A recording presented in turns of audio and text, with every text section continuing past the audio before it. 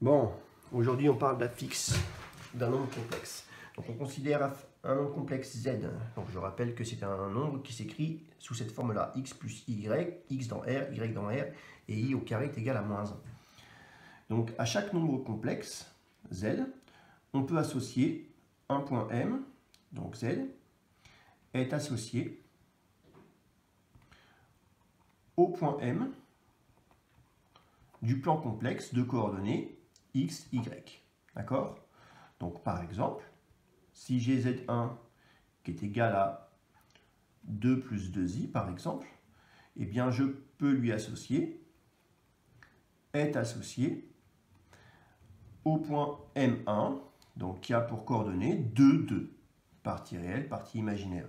Donc de la même manière, z2 donc, qui est égal à donc, moins 1 plus 3i est associé au point m2 qui a pour coordonnées moins 1, 3. On dit aussi que m2 a pour affixe z2. D'accord? Donc m2 a pour affixe z2 et z est associé à m2. Z1 est associé à m1. Donc, si on place m1, par exemple, dans le plan complexe, eh bien, on va avoir ici, donc, axe des réels, axe des imaginaires. Donc, si j'essaye de placer, par exemple, ce point-là, eh bien, il va être situé ici, m1. D'accord?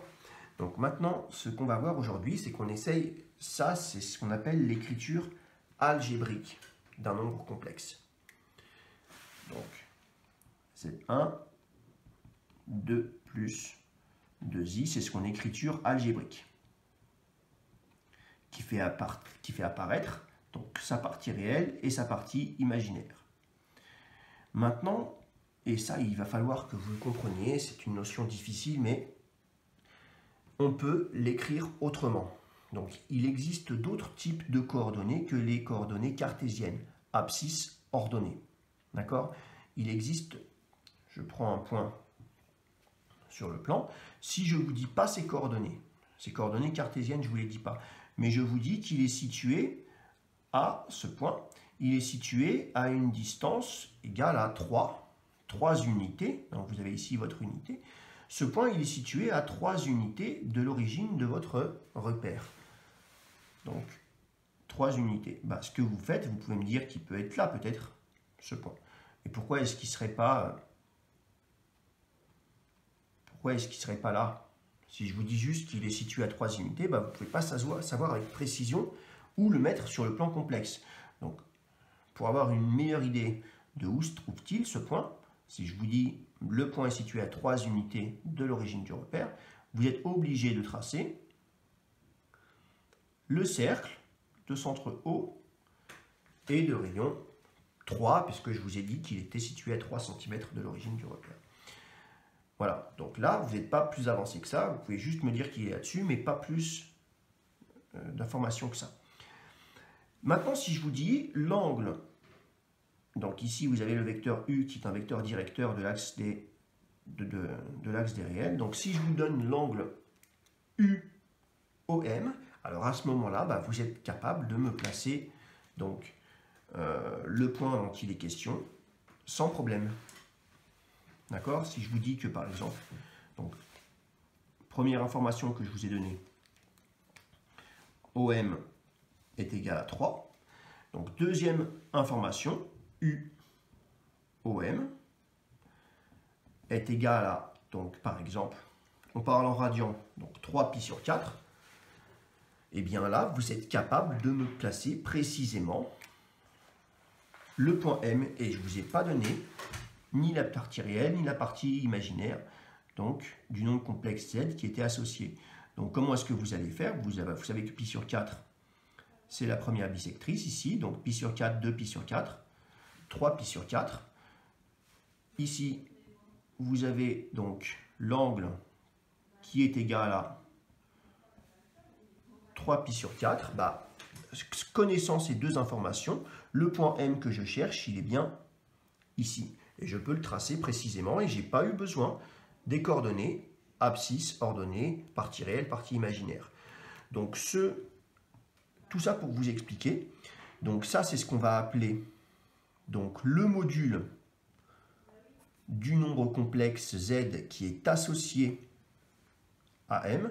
Et ça, c'est ce qu'on va appeler son argument. D'accord? Donc, tout nombre complexe, il s'écrit de cette manière-là. Ça, c'est ce qu'on appelle la partie réelle, la partie imaginaire. Ça, c'est l'écriture algébrique.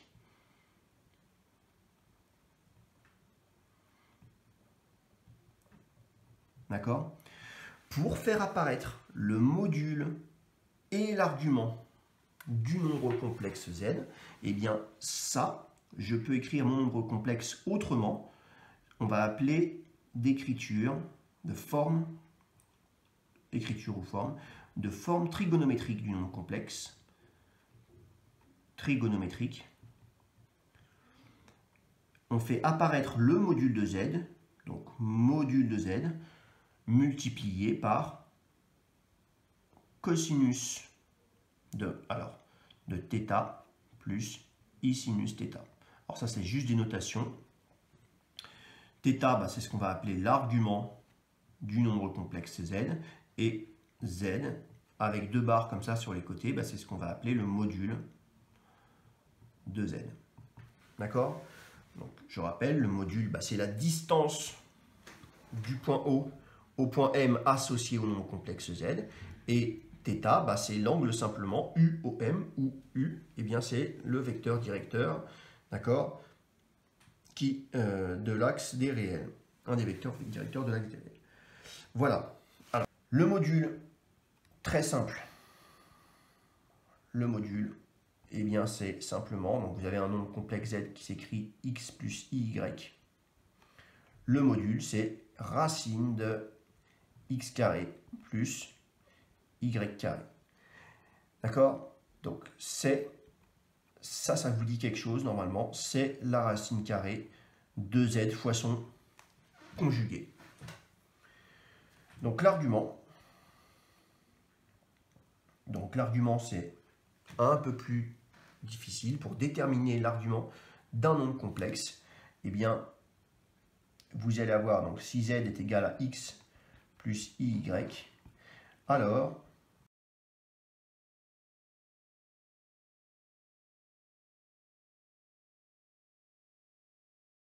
vous allez avoir donc, le cosinus de θ qui est égal donc, à x sur le module de z, et le sinus de θ qui est égal à y sur le module de z. Voilà. Donc, exemple.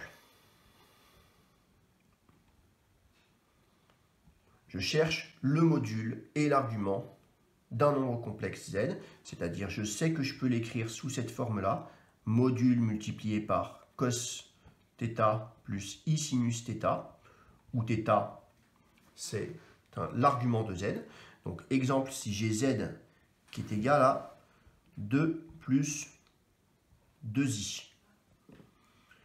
Donc, z1 qui est égal à 2 plus 2i et z2 qui est égal à racine de 3 moins i.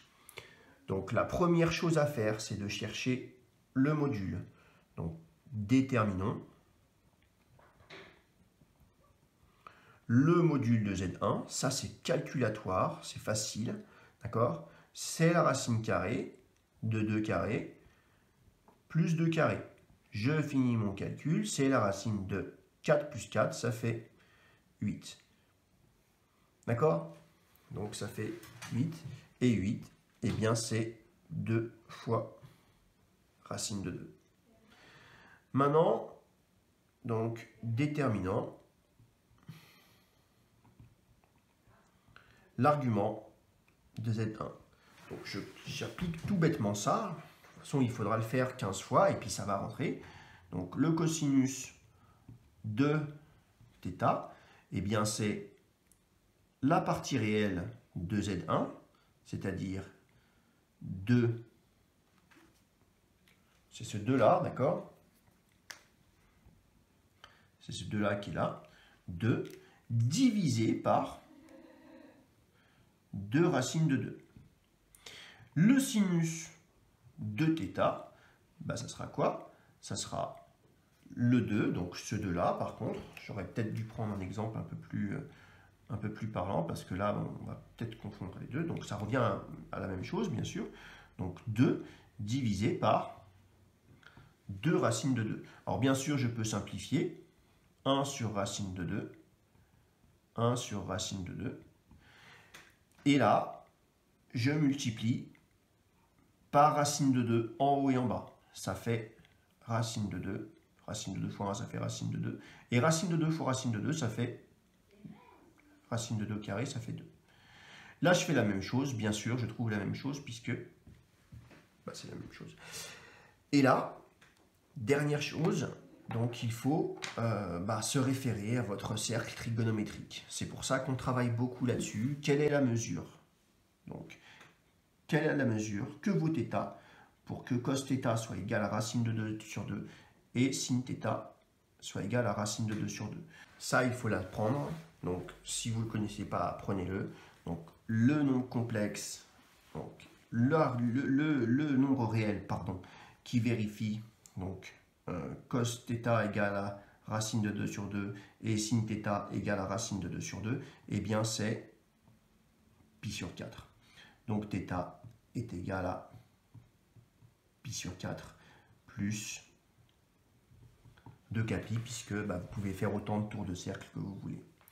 Donc en fait, j'ai trouvé θ et le module de Z1. Z1 finalement, c'est donc 2 plus 2i, c'est égal à 2 racines de 2 module multiplié par, donc parenthèse, cosinus pi sur 4 plus i sinus pi sur 4. Donc là, on va faire que ça. Il faut que vous appreniez à faire ça. Et on ferme la parenthèse ici. Donc ici, le dernier. J'en fais juste le dernier exemple ici. Je laisse mon petit tableau. Pour Z2, le module de Z2, donc ça sera racine de 3 au carré plus 1 au carré. Je calcule. Ça fait racine de 3 plus 1. Donc là, 3 plus 1, 4. Racine de 4, ça fait 2. Le module est égal à 2. Maintenant, je dois chercher l'argument. Donc, argument de Z2, je n'ai pas le choix. Je dois chercher cos θ et sin θ. C'est toujours pareil. Je regarde partie réelle, donc racine de 3, divisé par le module que je viens de trouver, 2. Le sinus, pareil, partie imaginaire, cette fois-ci, ça sera moins 1, divisé par le module que je viens de trouver, 2. Donc, connaissant ceci, eh bien, je dois pouvoir retrouver que vaut θ. Donc, cosinus θ égale à racine de 3 sur 2. Là, ça convient. Mais par contre, je suis bloqué puisque ici, j'ai moins 1,5 et pas sinus θ. Donc, je trace le cercle trigonométrique. Et donc, je cherche un nombre complexe, donc un nombre réel, pardon, qui a même cosinus que pi sur 6, mais qui a un sinus opposé. Donc, comment ça se traduit ici graphiquement? Donc, pi sur 6 est là. Donc, je cherche un nombre complexe qui a le même cosinus, c'est-à-dire le même abscisse ici, mais qui va avoir un sinus donc opposé. Ce nombre réel, c'est moins pi sur 6. Donc ici, je sais que θ est égal à moins pi sur 6 plus 2kπ. Je termine en disant que Z2, c'est 2 multiplié par cosinus de moins pi sur 6, attention, parenthèse, plus i sinus de moins pi sur 6. Et là, j'ai ma forme trigonométrique. Allez, il faut vous entraîner. Donc, vous refaites et vous refaites et vous refaites ça. À un moment, ça va rentrer.